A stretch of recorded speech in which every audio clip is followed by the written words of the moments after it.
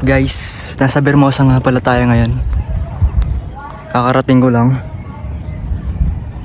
Tapos nagpapahinga lang din ako.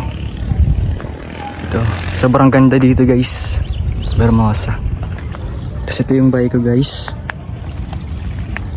Papakita ko sa inyo yung bago kong bag. Pala yung bago kong bag, galing Rock Bros. Maganda siya guys, saktong sakto lang sa bike ko. Kaya kung ako sa inyo, bili na kayo. TikTok lang, mura lang din to eh. Siya. Ito naman pag malayuan.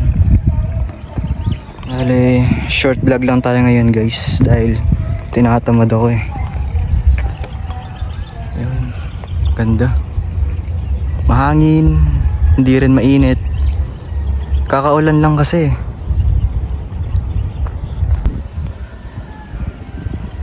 Niisip ko yan guys kung ano ba magandang i-upgrade sa bike ko. Kasi parang may kulang pa din eh. Talagang gastos na naman to eh.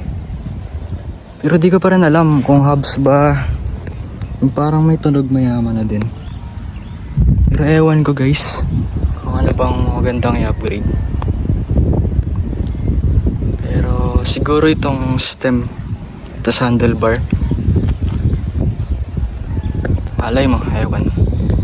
Pag nagkapera, i-upgrade ko to. Pero ewan ko, baka wag na lang. Titipid na talaga ako.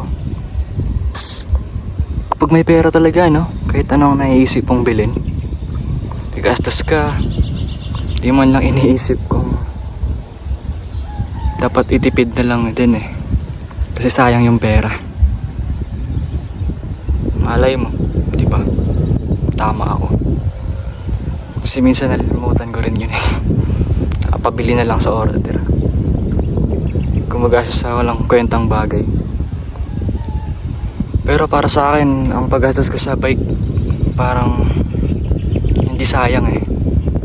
Kasi ito rin naman yung libangan ko eh. Para makalimot ng mga problema, stress, mga iniisip na bagay na di ko alam kung ano solusyon. Ang naiisip ko lang na solusyon, cycling, magbabike, pupunta sa magandang lugar. Tapos after nun, parang ang gaan na ng feeling ko. Kaya di ko maalis sa buhay ko tong cycling. Kaya kapag may nasira, nag-aala agad ako eh kung ano bagagastusin ko. Saan ako kuha ng pera pamalit dun sa parts na nasira. So, ewan guys. Hanggang dito na muna. Bye!